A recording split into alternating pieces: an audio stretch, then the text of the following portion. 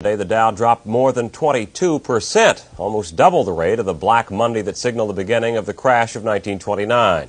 But this crash of 1987 is not just an American experience. Around the world, stock markets fell faster than a skydiver without a parachute. The panic starting in Tokyo this morning while the West slept. One cause of the sell-off was reaction to last week's 236-point drop in the Dow. The result, the Nikkei average was down 260 yen. Then, like a plague, sell fever headed west. In Frankfurt, fears of higher interest rates in the U.S. triggered the drop there. In 2.5 hours of trading, the Commerzbank share index fell 132 points. In London, an even larger drop. The British market, trying to cope with Friday's national computer failure, was thrown into a near panic. The result, the London Financial Times index down more than 183, the biggest one-day drop in Britain's history. And from there to Wall Street, where the numbers speak for themselves. Unofficially, the Dow stands at 1738.41, a drop of more than 508 points, with a volume of more than 604 million shares. Proof, as Alec Roberts reports, that the panic hit a fevered pitch. From the opening bell, the market was in free fall. After last Friday's record 108-point loss, analysts had expected a rally. Instead, it's a panic. Everyone's in panic. Everybody, we're trying to find a bottom. We're trying to, as a floor broker, I see stocks trading 10 points below where they traded Thursday, and I'm saying this has to be the bottom. And then they trade 5 points lower than that. By noon, the market was down about 150 points. The tape delayed by more than an hour.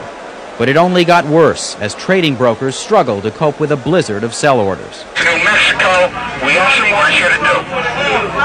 You look to buy. Since the market hit a high of 2,722 last August, it lost 17.5% of its value to 2246 by Friday, and another 508 points today.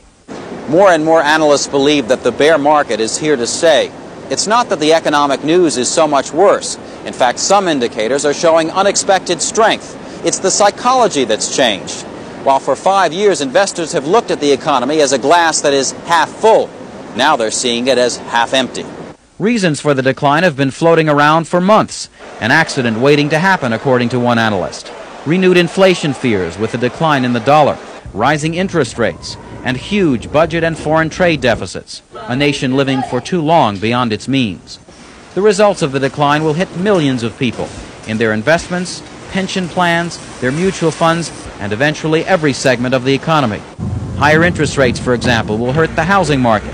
Even normally optimistic analyst Larry Wachtel doesn't see a quick recovery. What usually happens in cases like these where the psychology has been so scarred is that once there is a technical rally back in which people unload on the rally, then you go through a long, quiet period. The people that got out don't want to get in.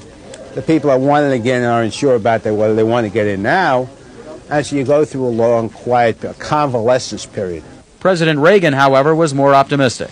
Where our productivity is up, so is our manufacturing product up.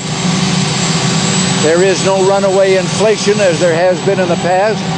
So, as I say, I don't think anyone should panic.